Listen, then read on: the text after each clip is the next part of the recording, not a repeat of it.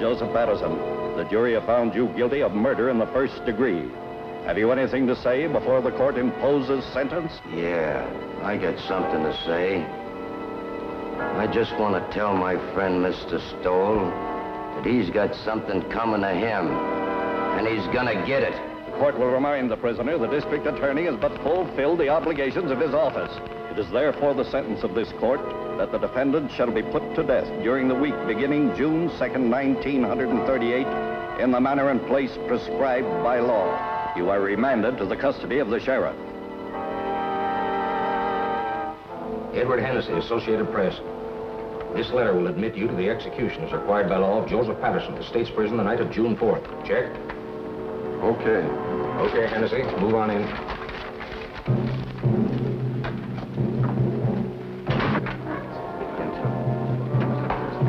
Better save some of that till you come out. Well, boys, it looks like Patterson's going to get it all right. Yep, he gets it this time. The DA sure killed the reprieve. Went to the governor himself. He's a tough hombre, all right, all right. Who, Patterson? No, Stoll, the district attorney. You said it. All right, boys. This way, please.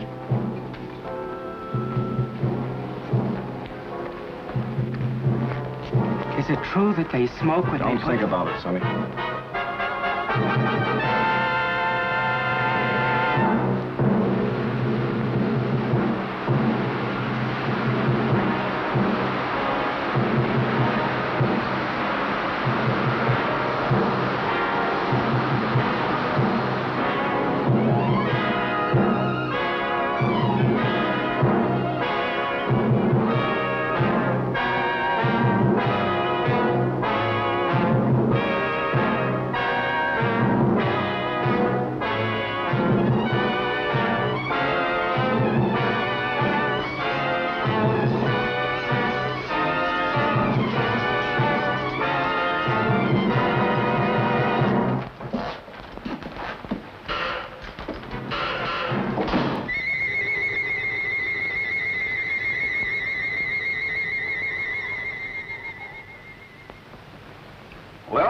That's that.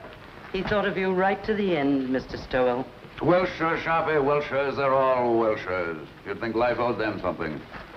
This Patterson bumped off 4 himself, and how many others he's had knocked off, I couldn't even guess. But when it comes time for him to pay off, look at the squawk he makes. Well, we can check off another on the old adding machine. 11 in 18 months. We're making progress, Sharpie, making progress. We'll have this town lily white the first thing you know. I wish you'd get rid of that hideous contraption. It gives me the willies, if I'm not being too impertinent. Just an old Chinese custom, Sharpie. Chinese? You sound more like an Indian, if you ask me. An Indian counting scalps. It's my job to count scalps.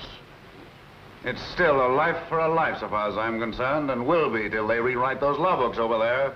For you, Miss Sharp. Oh, thank you, Sonny. You're welcome, Sharpie. The governor returned the record of the Patterson confession. I'd like to have seen his face when he listened to it. Patterson didn't have a chance. Through with it? I'll take it home and put it with the collection. I should think you'd have enough of them now. Don't be unkind to me this lovely morning, Sharpie. What about the mail? Oh, nothing much. Another clipping from the Tattlers column. Another one? Not a boost this time. Or maybe it is. I never can tell about those things. Read it to me. Not at all, you gossips. Not at all. The wife's boyfriend has the DA's okay. Are you suspicious, Sharpie? No. Oh, Phil's a nice youngster. And you wouldn't have me keep a lady chained up in a vault at home? Or would you? No, except that I've heard that husbands should go home once in a while. And I've also heard there's more to life than crime. You certainly keep your ear to the ground. And I've also heard that tonight, if I'm not being too impertinent... Yes? Kirk and Murphy are here. Send him in. It's Kirk and Murphy. They've been working on that telephone thread. Yesterday's... We traced that call, Chief. Hello, Sharpie. Came from a drugstore over on Christopher Street, but there are no guesses. A lot of Patterson's boys hang out in the joint, but you can't pin it on any of them. It's a pay station. Everybody on the street uses it. Yeah, going all the time. Better forget it, Kirk. Probably cold now anyway. I don't know. Patterson's boys are pretty much head up. I wouldn't worry. I figure they wanted to give me the business yesterday before I got to the governor. But it's too late now. They all want to get you, Murphy, when you first send them up. But prison cools them off. There'd be no prosecutors if it didn't. Burning doesn't cool off the relatives any, Mr. Stoll. I'd keep an eye out if I were you. Patterson's got no relatives. Only a kid cousin, and he's in Mexico. Thanks, boys. Thanks. Right, you'll forget it. Keep moving, Sharpie. Oh, Chief, you sitting in on that quiz tonight? You bet, I wouldn't miss that. Okay. Are you serious? If I'm you're not being too impertinent. Oh, serious about what? You're going to that quiz tonight. Of course I'm going. Yes? Oh, put her on. It's Mrs. Stoll. Hello, darling. Yes, this is a surprise. We were just talking about you, Sharpie and I. Of course it was nice. Today? Yes, this is the 5th. Yes, Lucy? I should say I do know. Of course, darling, it's your birthday. You thought I'd forgotten. I should say not. Certainly, darling, I'll be home early. We'll put on our good clothes and make a night of it. Dinner in the theater. That's right, Lucy. And darling, there's a package on the way, but don't open it till I get there. Absolutely. I'll be home early. Absolutely. Thanks, Sharpie, thanks. I don't know what I'd have done. Just my ear to the ground again. I tried to tell you. That gift on the way idea was an inspiration. I'd never have been forgiven. I told Tregani's to send a tray down for selection. A pair of diamond clips would be nice.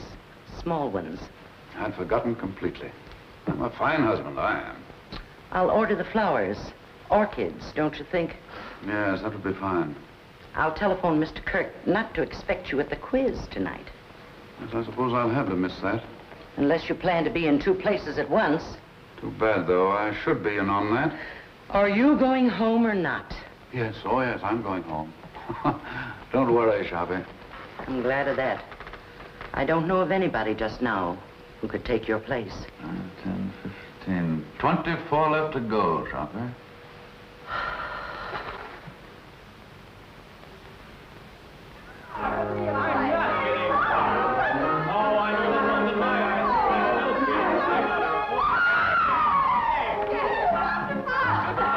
You want a drink, Bill? Oh. Yes, I need one. Me too.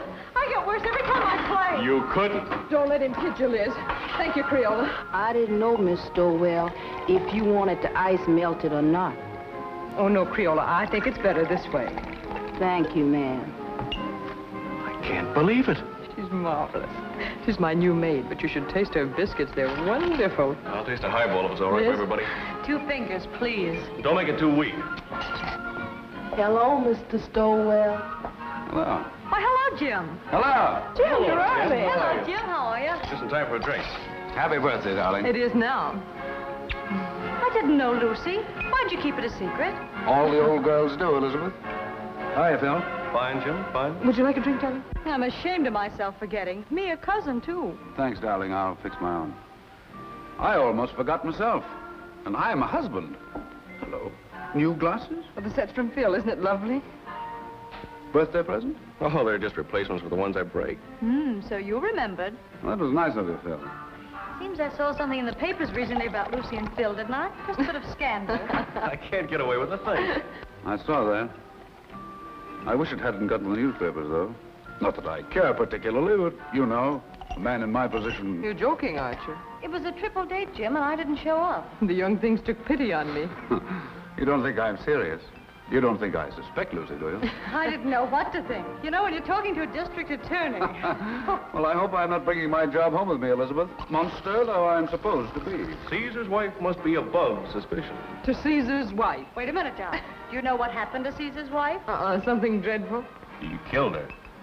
Deader than a doornail. Oh. Well, let's just drink to Lucy. To Lucy. Thank you, darling. Hey, Mr. Stowell. Yes, Creola. Telephone. Who is it, Creola? Who is it? It's the gentleman who works in your office, Mr. Stowell. It's Mr. Curry. Oh. Oh, please, Jim. Oh, of course, darling, of course. What's the matter with me? Tell Mr. Kirk I'm not in. And Creola, I'm into nobody from now on. Understand? Nobody. Yes, sir. I understand. You just ain't in. I still don't believe it. Sometimes I wonder if Jim is my husband or just district attorney. How goes it at the university, Phil? I'm on my last postgraduate course right now. Political science. Do you know, after this, I'm afraid I'm going to have to go out and go to work? He hates to give up watching football practice. Come on, Einstein. We've got to go. I'm going to make him study tonight or bust. Let's bust. A great, big, beautiful bust all over town. What do you say? Oh, you ninny, come on. Thanks, Lucy, for the game and the drink. See you soon. Bye-bye. Happy Goodbye, birthday. kid. Thank you. Good-looking pair of kids. Nice, too. I wonder if they'll ever get married. Mr. Stowell, I told the gentleman you said you wasn't in, but he didn't believe me, Mr. Stowell. He says to tell you it was important, and to tell you that the cousin from Mexico was in town. But he didn't say what cousin, Mr. Stowell. That's all right, Crayola. Thank you. You welcome. What does that mean, Jim? The cousin from Mexico? Nothing at all. Kirk shouldn't bother me here with details.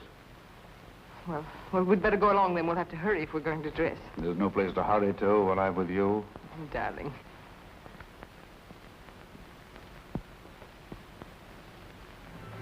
These clips are so lovely, Jim. You know, I really hoped for them. Smart girl.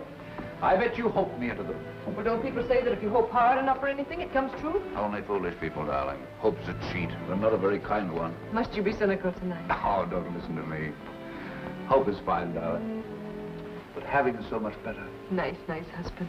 Oh, now you make me feel uncomfortable. I've got a confession to make.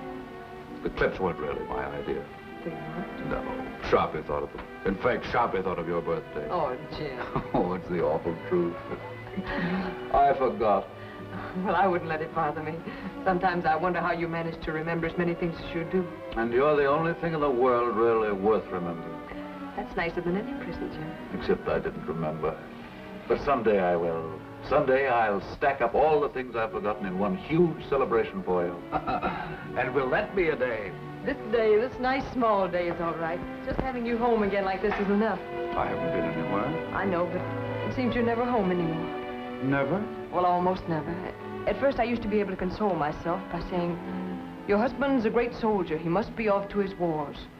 But lately, it's been harder and harder making it work. I don't seem to be able to console myself that way anymore. I just want you with me, especially when it's getting dark.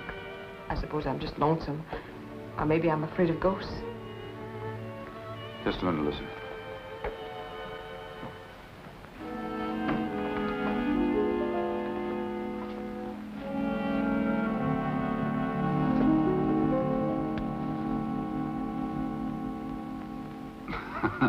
Just in case of ghosts.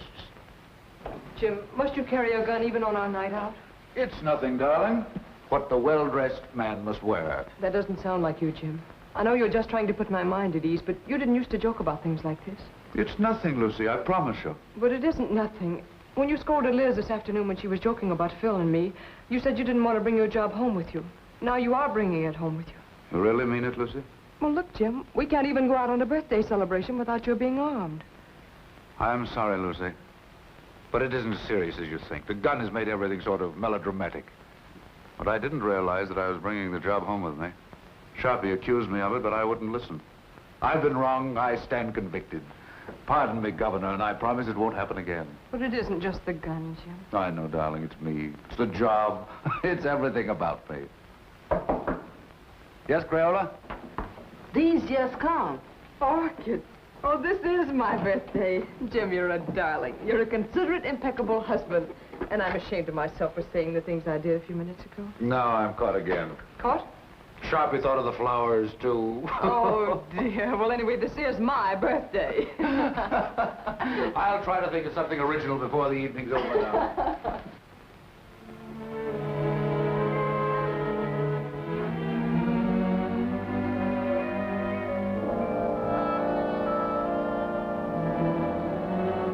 Nice evening, ma'am. Perfect, Jenks, perfect. Been some time, Drink, since we've made an evening of it. But Mrs. Stowell with us it is, sir. Why, Jenks, you mean? Oh, no, ma'am, I didn't mean it.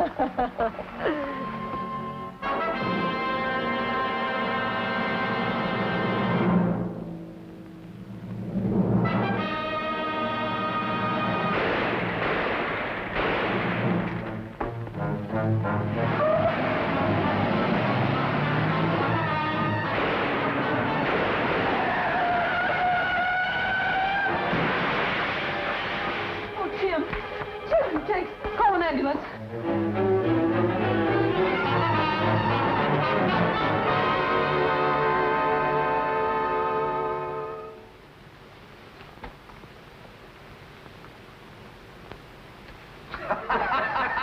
Well,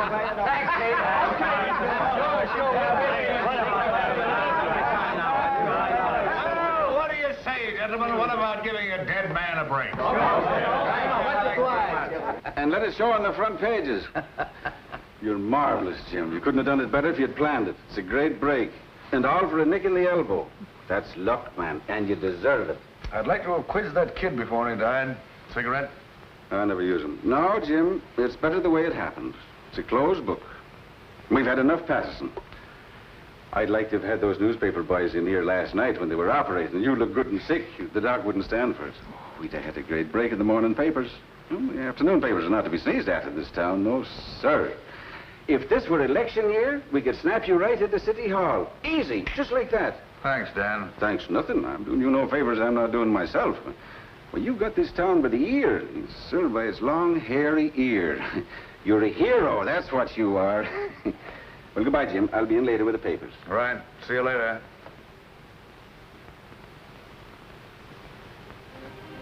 We've all gone, darling. Enjoy your walk.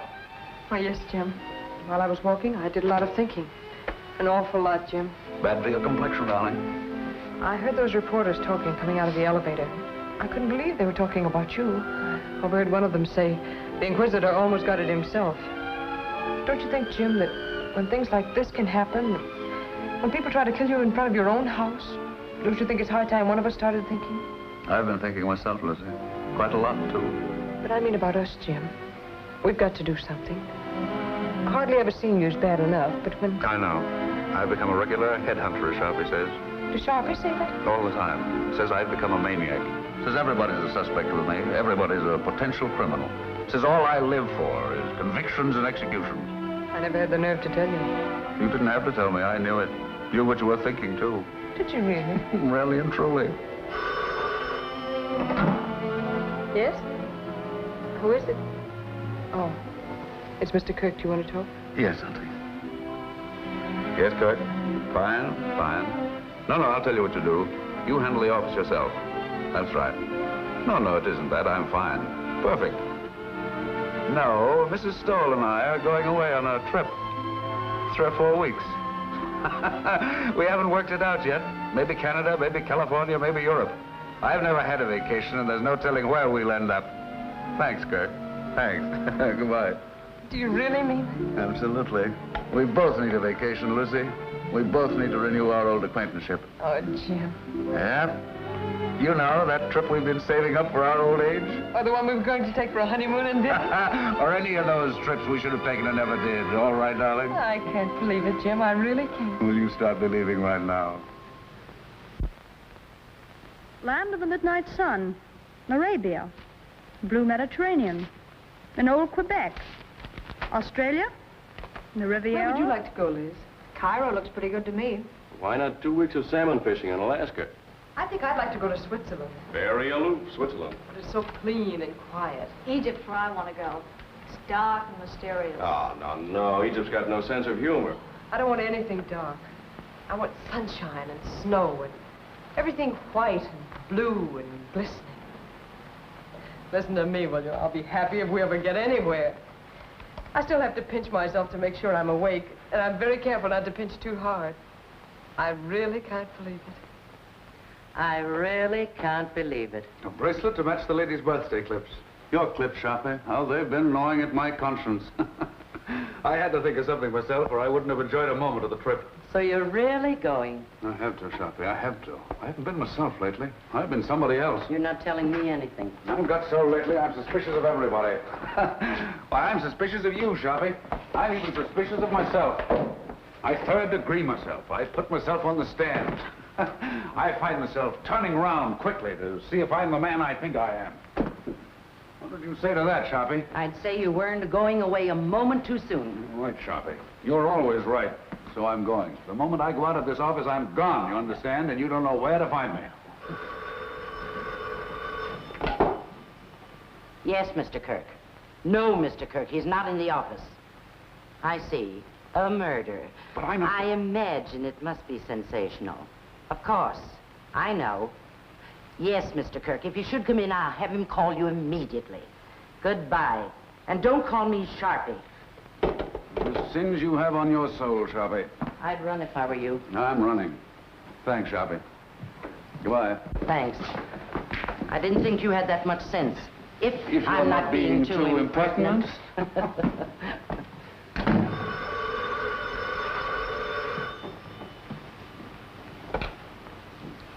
Sorry, Mr. Stoll's not in the office, and I don't know where to find him. Oh, it's the police headquarters. I'm sure it must be very important, but I have no idea where to find him. So sorry. So very sorry. Goodbye.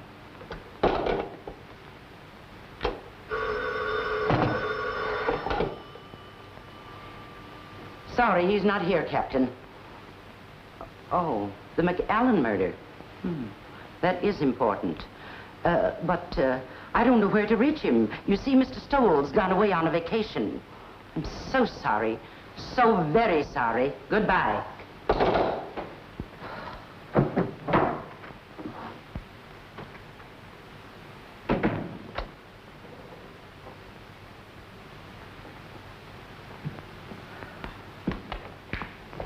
Hello, Sharpie. Where's the chief?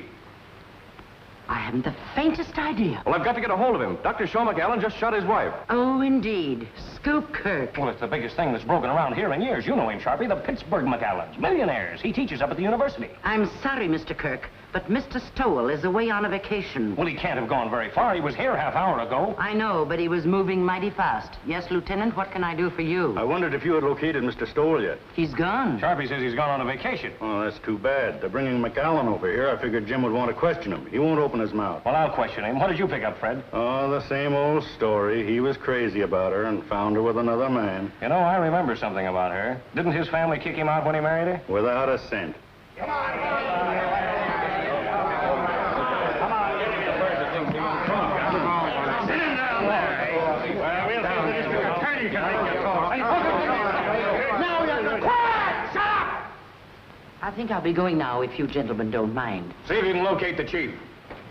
Now, Mr. McAllen, spill it!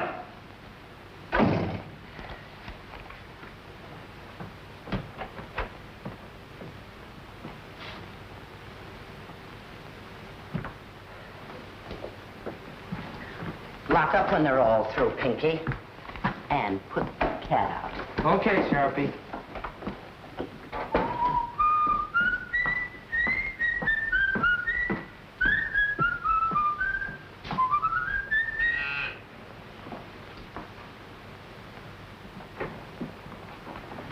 I'll only be a moment, Joe. I left something in my office.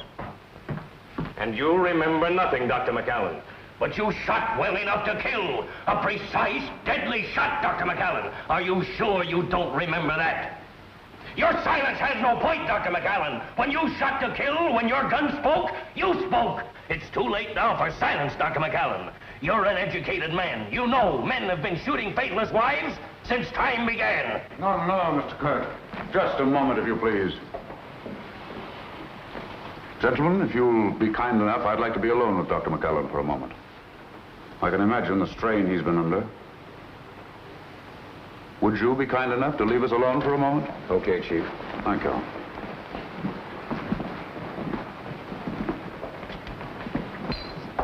I'm sorry, Dr. McAllen. We've been so inconsiderate. Sometimes my men allow their ambitions to run away with them.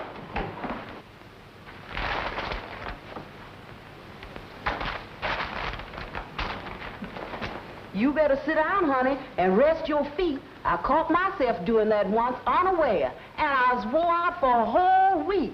Now, that's bad. You may not never get over it. It'll do you good to get the whole thing off your chest. There's no use of talking, Mr. Stoll. There's no use of anything now. Would you like a cigarette?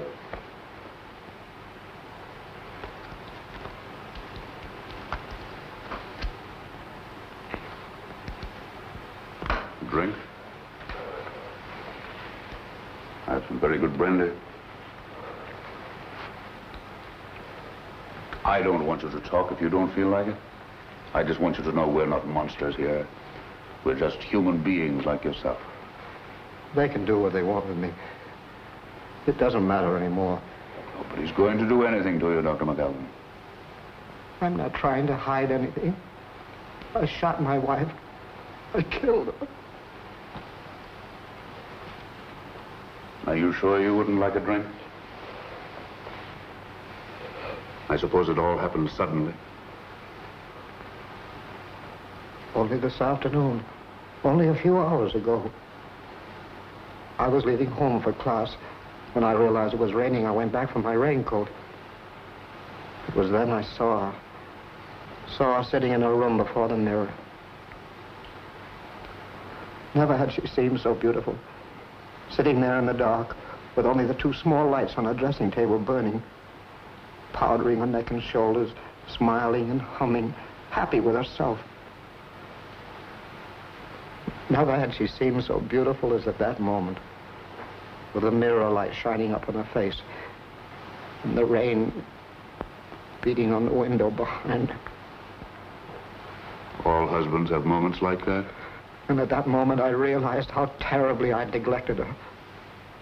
Oh, I know it sounds horrible now, but it was for her sake I neglected her. For her sake, I worked, studied. I wanted her to have good things, and we were poor, very poor. I understand. You watched your wife before the mirror. And as I watched her, I said to myself I would never neglect her again. And then I tiptoed across the room to the dressing table. With her humming, she didn't hear me.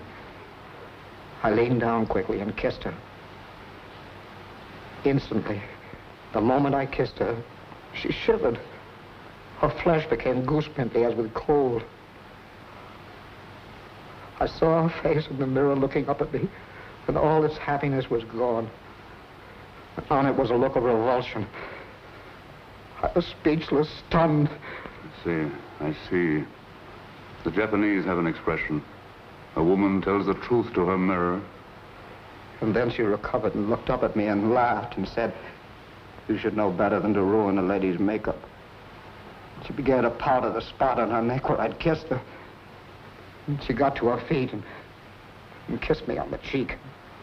"I've got to run along," she said. "I'm playing bridge at Sonia's. I'll see you for dinner." She ran out. I stood, still speechless, and watched her go. I see. And that was how it began. My brain was on fire. I was sure there was only one explanation. She was making herself beautiful for some man, and she was going to him. She wasn't going to Sonia's. I followed her in the rain. And what finally happened, Dr. McAllen? I killed her. I know, but the circumstances. It's all unreal to me. All blurred. I was blind, insane. I saw her enter a house. I went to a window. I saw her run into a man's arms. The fire in my brain became a fury. I didn't realize I'd drawn the gun. I didn't realize I'd fired it. Until I saw her body crumble to the floor. And then I knew I'd killed her. In that instant, I knew I'd lost forever the one thing in the world I loved. It's my fault. My stupidity. My neglect.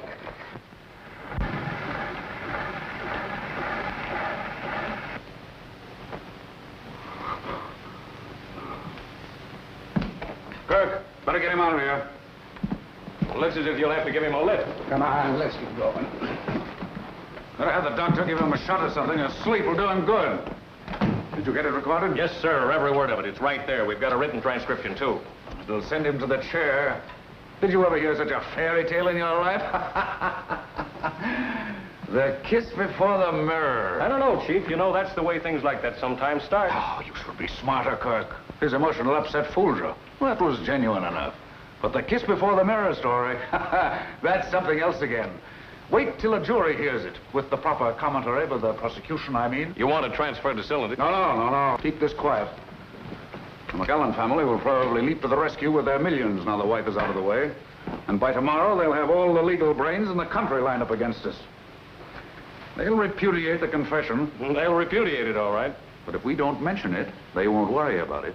That is, until we spring it. And I have an idea something can be made of it at the right time. It's going to be a battle. I won't say a word. Oh, you wanted this. Oh, that's something else. I forgot this earlier.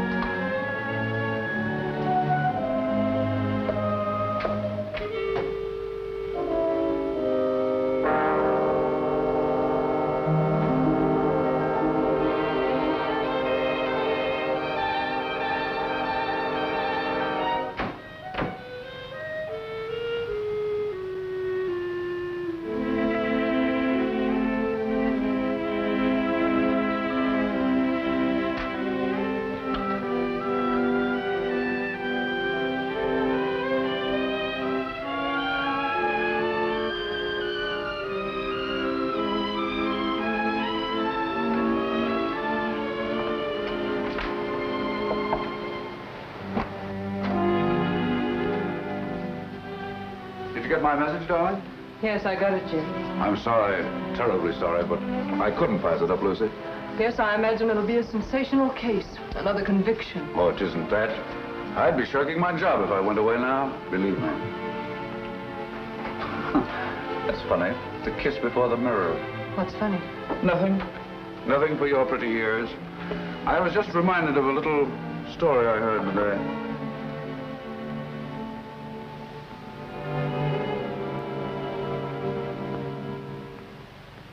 Dave Morrow to defend McAllen. Famous criminal lawyer engages family rallies to professor's aid. So they've hired Dave Morrow. From McAllen, millions begin to talk. Believe me, they'll have to talk pretty loud. Boys down the street this noon are saying he'll buy his way out. I'd like to see someone try it. This is one case I'm going through with to the limit. I can understand some bohunk full of booze on a Saturday night cracking another mug's skull over a crap game. But these polite, sensitive murderers, these sophisticates like McAllen deserve no quarter. And they'll get none from me. Imagine a responsible, intelligent, educated man killing another man. Oh, I've known a lot of men I'd like to kill. Oh, I'm serious, Dan. You wouldn't do it. I wouldn't do it. And the last thing either of us would ever think of doing is killing a woman. Crimes of passion, psychologists call them. Crimes of decadence, I call them. Luxuries, indulgences. Yes? Kirk is here. Send him in. Well, Jim, I've got to run. One thing is certain anyhow. This time you've got the people back of you. Up to now, you've been picking on the rank and file, those mugs and bohunks you mentioned, the masses. Now, you've bagged a highbrow, a millionaire, and it'll do you a lot of good, Jim. An awful lot of good. Hello, Eddie. Well, how do you do, sir? Come on in, I'm on the way out. Goodbye, Jim, and good luck. See you later. Goodbye, sir. Well, he had a permit for the gun, all right. Seems he used to walk back and forth to his classes, and there've been a lot of holdups along through there after dark, and he got the gun for protection. But I don't know what a guy like that would do with a gun if someone held him up. He could use a gun, all right. That's the late Mrs. McAllen. Any news of the other man? Vanished completely. Not a sign or a trace of him. He was just a lodger there. Suppose McAllen knew this man. Suppose the whole thing was framed. No, I don't believe McAllen could frame anything. I've had a rule all my life, Kirk. Never take any human being for granted. Just think what getting rid of his wife would mean. His family's forgiveness. Return to the security of millions. A chance to follow his studies and comfort. What is he professor of, anyway? Political science. Oh, yes, I remember. See what an opportunity this man would offer? It's true, he neglected her. He said so himself. And why didn't he kill the man? That's what a man usually does. Kills both of them. But not a professor of political science. I was just telling Dan Ellison. McAllen's one of those sensitive murderers. Consider that fancy tale of his. The kiss before the mirror. It's raining out. He comes back for his raincoat, sees his wife, kisses her. She laughs at him. Suddenly, he sees red. My brain was on fire. I was sure there was only one explanation. She was making herself beautiful for some man, and she was going to him. She wasn't going to Sonia's. I followed her in the rain. And what finally happened, Dr. McAllen? I killed her. I know, but the circumstances. It's all unreal to me. All blurred. I was blind, insane. I saw her enter a house. I went to a window. I saw her run into a man's arms. The fire in my brain became a fury. I didn't realize I'd drawn the gun. I didn't realize I'd fired it. Until I saw her body crumble to the floor. And then I knew I'd killed her. In that instant, I knew I'd lost forever the one thing in the world I loved. It's my fault. My stupidity.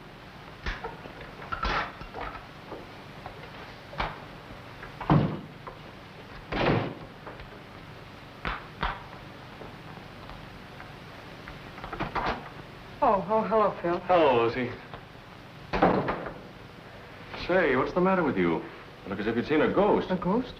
Well, maybe not a ghost, but a boogeyman anyway. Oh, no, I've just been sort of moping around. No fooling now. What's the matter? Nothing, just these early summer evenings, I suppose. I'm afraid I'm a little weepy every now and then, Phil. I'm also afraid I enjoy it. In the first place, you shouldn't sit in the dark.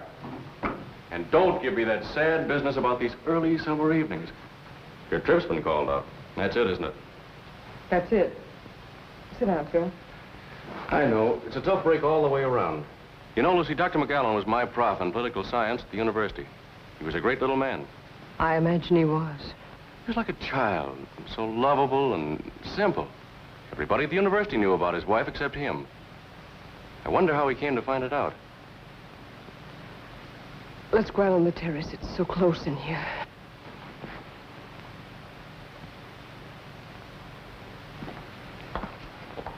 This fresh air is better. You sure you feel all right? Oh, yes, I'm all right.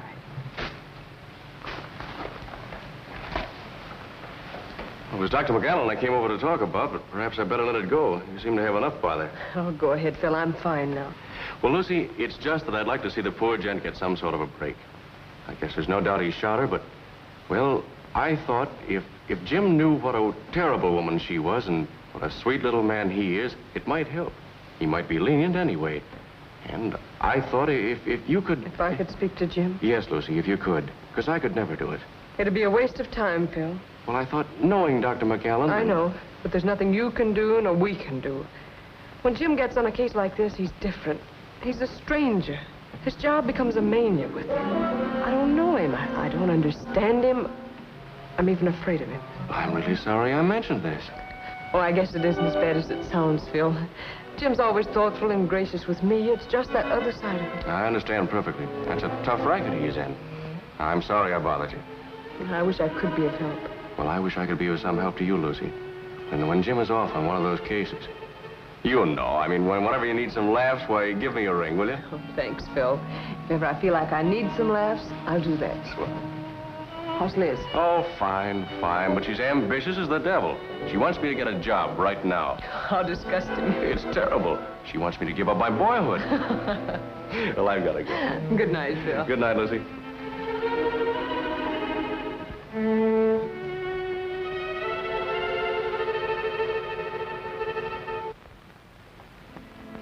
Oh, I didn't know you were here, Jim. How long have you been home? Just a few minutes. Out for a walk? No, Phil dropped over. We've been out on the terrace talking. Phil likes the dark, too. Writing poetry, I suppose. Oh, no. Phil's one of our young realists. He lives a sort of poetry, though. Limericks, I imagine. No, popular songs, gay ones, bright ones. How's Elizabeth? Oh, she's fine. Phil says she's ambitious as the devil. She wants him to give up his boyhood. He couldn't mean his childhood, could he? What's the matter with you, Jim? Nothing. Why? Talking like that. You like Phil, don't you? You always have. Of course I like Phil. It's just my evil nature, darling. I was so disappointed not to find you here. I'm afraid I'm old-fashioned. I want my woman in the house when I come home. What's got into you, Jim? I was here. Yes, I know. I guess it was just when I found you here with Phil, I was... You don't mean jealous, do you? No, not jealous. Envious. I envied him. I envy anybody who has a single moment of your time. I envy them your eyes, your voice, your presence. I even envy them your shadow. Do you know the other morning when you told me of some wild dream you had that night?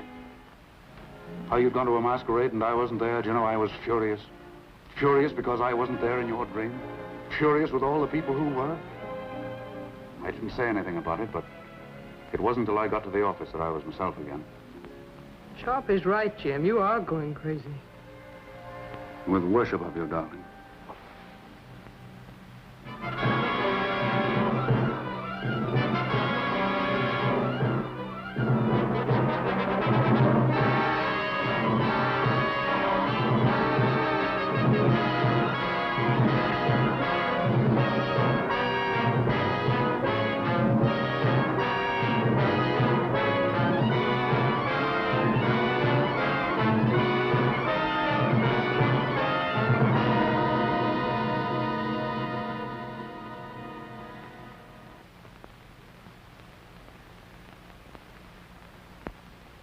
I'll bet they had some idea like that. More coffee? Like what?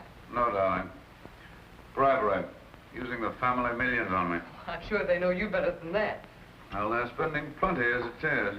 You want another waffle, Mr. Stowell? No, thanks. You, Miss Stowell? If I ate another waffle Creole, I'd turn into one. You eat them. Oh, I can't. I was dying. A waffle or two won't make any difference. Oh, I ain't dying for my figure. I was dying for my mind. The doctor said if I didn't eat no more starch, it would take the fat off my head and I'd improve my mind. That's the telephone Creole. Yes, I'll get it. Well, she certainly can cook. That's more than most of them can do. Hello. Yes, sir. Oh, I'm fine. Oh, that ain't no trouble at all. She's right here. It's Mr. Phil for you, ma'am. He called for you last night, but you wasn't in. Yes, Phil? Oh, you idiot. You didn't bother me at all. Yes? Oh, yes. We'll drop over later. I'll see you then. Bye-bye. Oh, excuse me, ma'am. Liz and Phil had another quarrel. I've seen it coming for quite some time. Lucy, I wonder if you'd do something for me. Oh, it's nothing, but it might be exaggerated into something.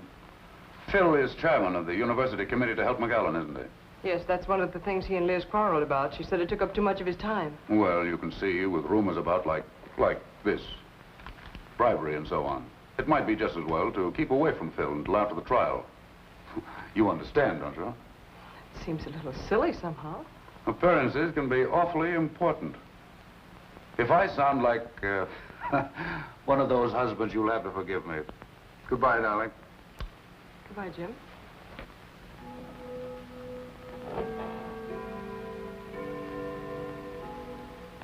No, Dave, the job was premeditated, and I'm pretty sure I can prove it in court.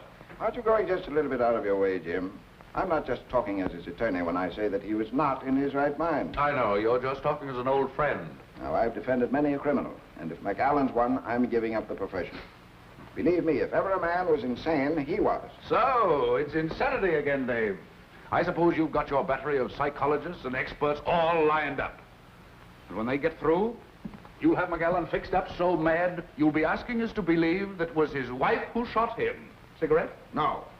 But I tell you, the man was really crazy. It's the only possible explanation. If you keep on, none of us will be responsible for anything. We'll do what we like. We'll steal, kill, anything. And if the police catch up with us, we'll just go out and hire someone as smart as you to prove us crazy. That is, if we have the money. Now, look here, Jim. I'll give up my fee in this case if you'll play ball. Change the indictment to manslaughter with a recommendation for clemency, and we'll close the case. No, Dave, can't do it. Not and run this job as I see it. A man who murders, regardless of the circumstances, is already a criminal at heart. Oh, forget the job this time. McAllen's a human being, and the most helpless human being I've ever come across. You ought to go over there and take a look at him. Ah, I get it now, Dave. You're just giving me the human interest business. No, Jim. This is no trick. I tell you, McAllen is just a man like the rest of us. A man who is madly in love with his wife and blind with jealousy. Why, what happened to him might have happened to any of us. Might have happened to me or to you. Stop your kidding, Dave. See you in court. He looks as if you'd pinned his ears back. Don't let looks fool you, Kirk. Ma's a tough and wily gentleman. We've got a fight on our hands. Choppy, will you send 24 long-stemmed roses to Mrs. Stoll right away? White ones. Any card? Any special sentiment? No, just for me. They're conscience flowers. Are you sure 24 will be enough? 24 will be plenty. Yes, Kirk? Tomorrow's going to be tough. Well, I'll send his psychologists and experts screaming back to Vienna when I get through with them. Wait till I spring that confession. A kiss before the mirror.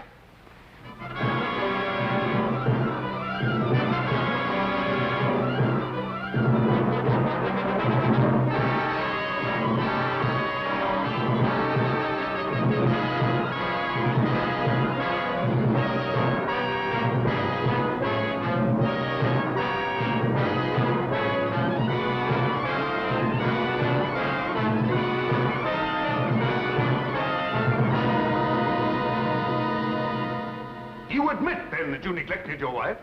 You saw little of her. You were too busy with your humanitarian studies, your plans for a better world. I must ask you again to answer yes or no. Yes. Thank you. Did your plans for a better world include, by any chance, better consideration for your wife? I object, Your Honor. The question is irrelevant and immaterial. Objection sustained. The district attorney will please control his sarcasm. You are a professor of political science at the university, is that right? Yes, Your students loved you, liked your courses. I think so. You spent a great deal of your time with them, long hours after class and in the evenings. Yes. And when your students were not with you, your work was with you, night and day. Is that not right, Dr. McAllen? Yes. How long would you say, Dr. McAllen, how long was it before your wife's death that you took her out, say, to dinner, to a party, to the theater? I object, Your Honor. The question is irrelevant. Objection overruled. The district attorney may continue. How long, Doctor? A month? 2 months? 3 months? About 3 months. This, then, is the woman you loved. This woman you did not think enough of to be a companion to in her ordinary life. This woman you left to weep her heart out in her own loneliness. This is the woman you say you loved with a passion, with a madness that drove you to kill? I object, Your Honor. I object. Order! Order! Ladies and gentlemen, please be seated. Order! Evening paper, ma'am. McAllen collapses on the witness stand. Thank you, Gail. You're welcome. Cracks after 2-hour grill by District Attorney Stoll.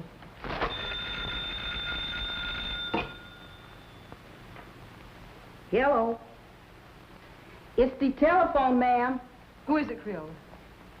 It's for you, ma'am.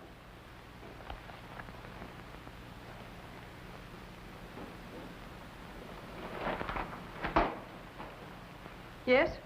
Oh, yes. Oh, yes, yes. I'll be over as soon as I can.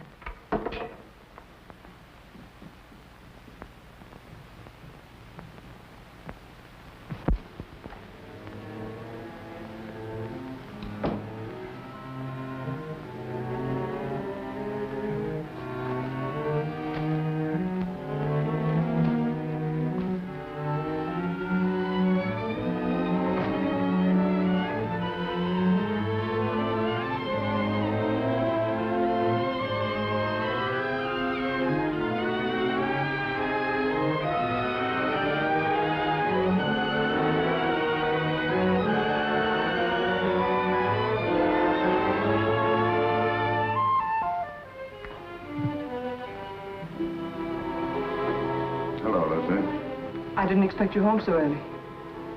I've had one of those days. Yes, I know. I read it in the paper. Sort of a Roman holiday, wasn't it? You shouldn't read the papers, Lucy. They're not for your pretty eyes.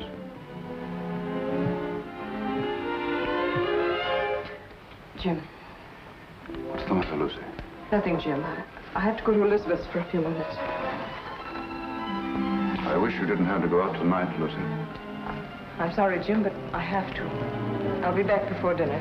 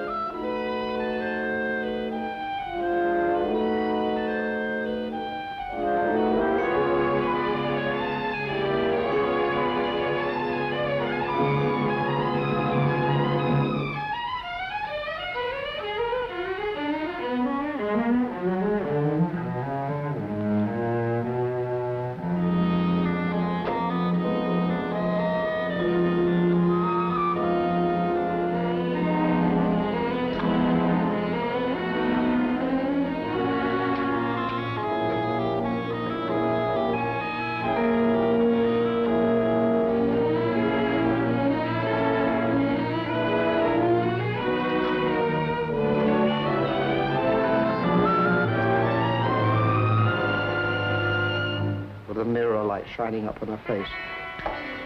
I leaned down quickly and kissed her. Instantly, the moment I kissed her, she shivered. Her flesh became goosepimply as with cold. I saw her face in the mirror looking up at me, and all its happiness was gone. On it was a look of revulsion.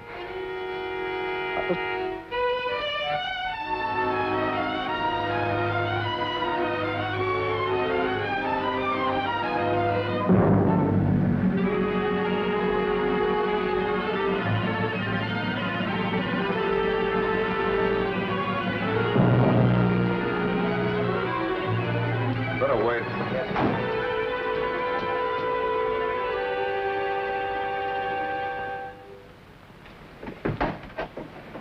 Why, Jim. Hello, Elizabeth. Is Lucy here?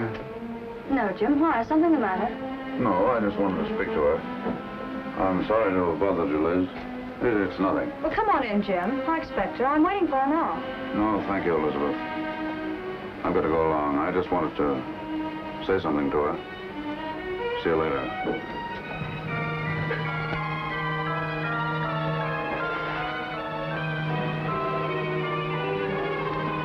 406 Maple Drive. Yes.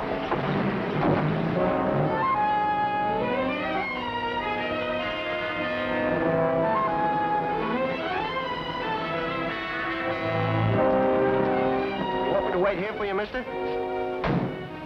No. You better not wait.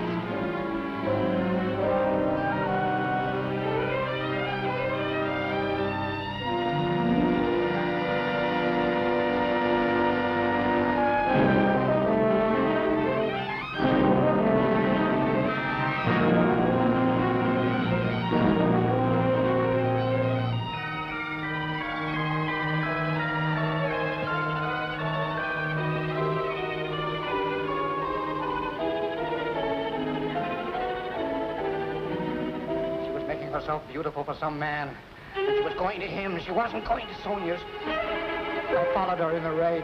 It's all unreal to me. All blood. I was blind, insane. I saw her enter a house. I went to a window.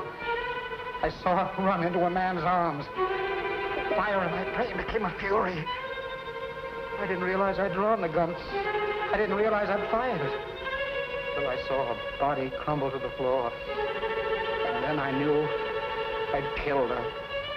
In that instant, I knew I'd lost forever the one thing in the world I loved. It's my fault. My stupidity.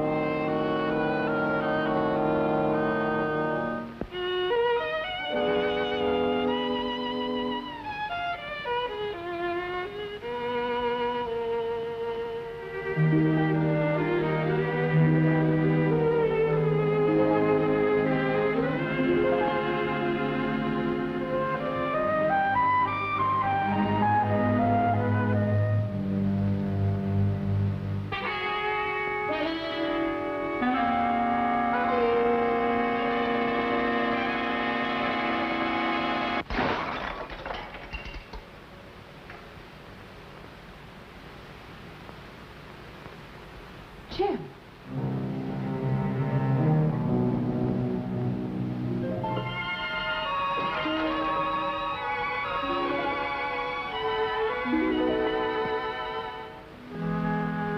It was a stupid record. I should have bought some new ones. Liz said you were looking for me.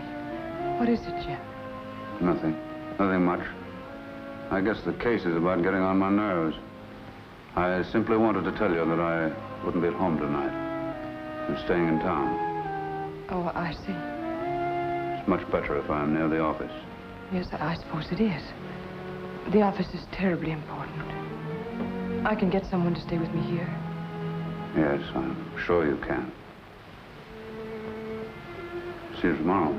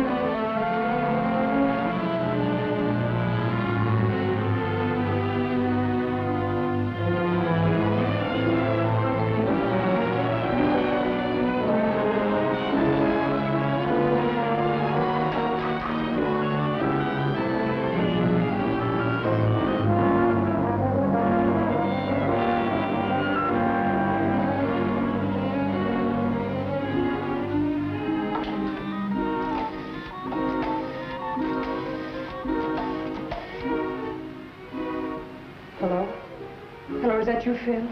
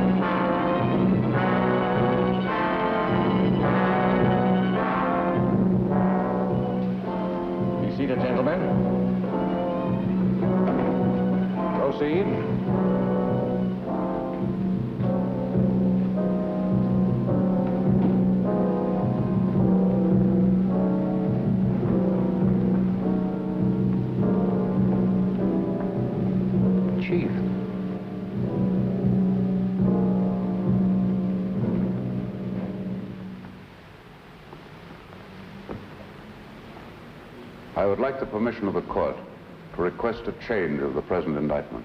In the form in which it was returned? In its form and in its intention. This request is quite unusual. But I beg Your Honor to believe it has nonetheless been most carefully considered. The jury will please retire.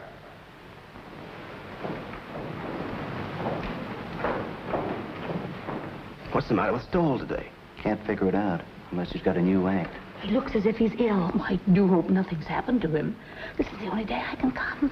Here's where he pulls something out of his sleeve.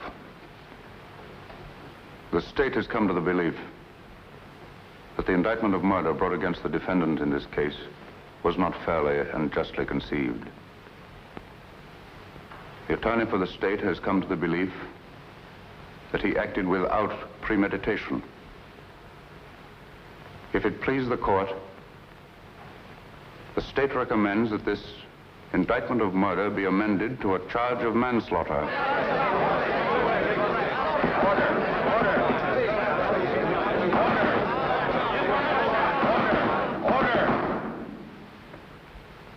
This is a serious recommendation.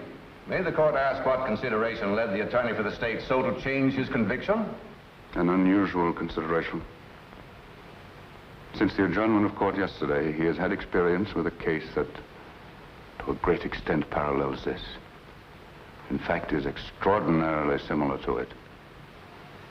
And his findings in that case have urged him to reconsider this.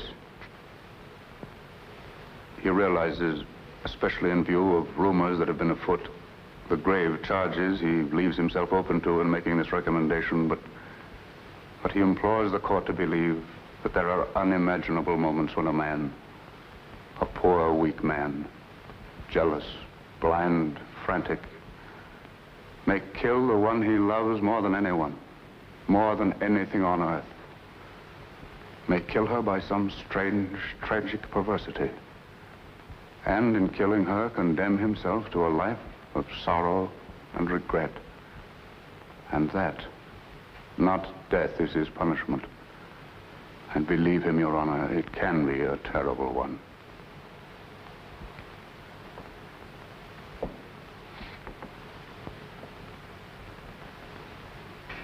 I see. I see. Please have the jury returned. McAllen murder trial was startled into an uproar today by District Attorney Stoll. In a scene of unprecedented excitement, the McAllen trial came to an abrupt and dramatic close today. District Attorney Stoll asked the court that the first-degree murder charge be withdrawn. Well, it looks as if you're finally getting away on that trip, Mrs. Stoll. Something like that, Jenks.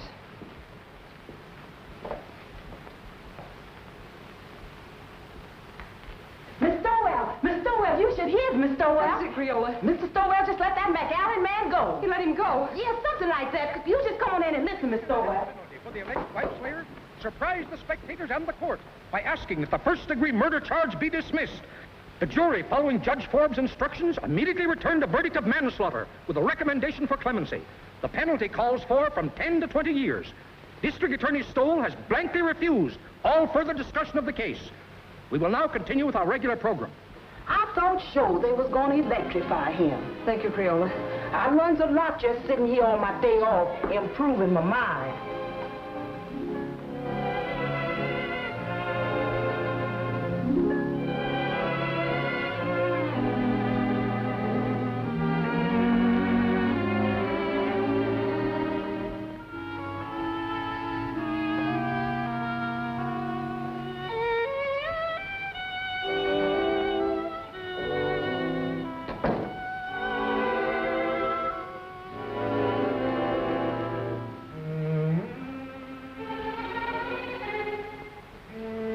I saw Jenks outside. I know it's too late for regrets, Lucy. I've been mad. Mad. There's no other word for it. No other explanation of my selfishness and stupidity. You've always been generous, Lucy. And before you go, I'm going to ask you one last great kindness. Won't you let me start all over again? Not here in this house. Not as your husband. Not even as an old friend, but just as if we'd only met. Strangers, meeting for the first time. Like that first snowy day in New Haven. And let me try to win you back. I don't know, Jim. When you walked out last night, it seemed that your job, the prosecutor, had won.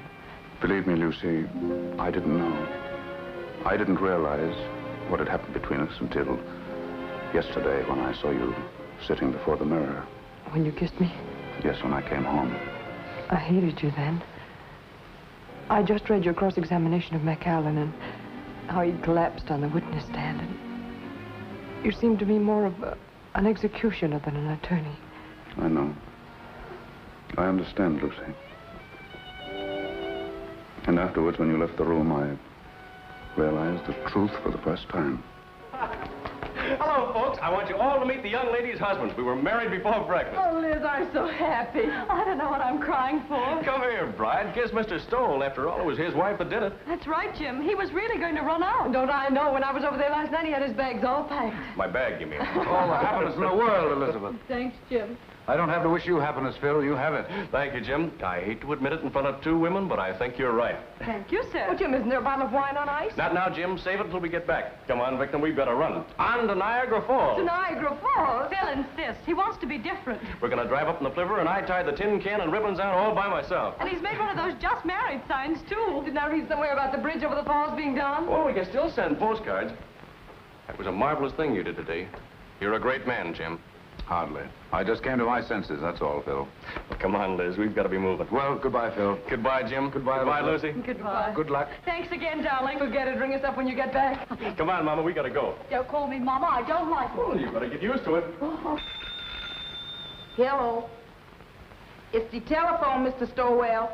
Who is it, Creola? It's that Mr. Allison from the office, and he said it was most urgent. No, Dan. No, I've had enough of the job.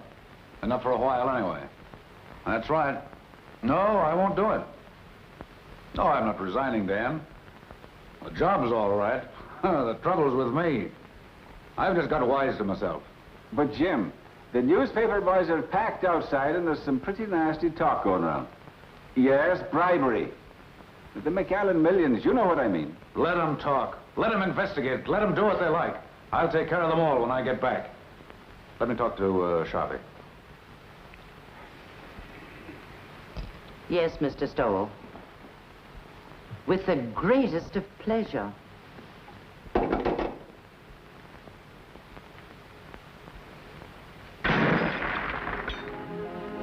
That's my little good deed for the day. Never mind that, Jinx. And please bring the other bags back. I won't be going for a few days. Yes, ma'am. At first, I couldn't believe my ears. Someday, darling, I'll tell you a story and you won't believe your ears. About us?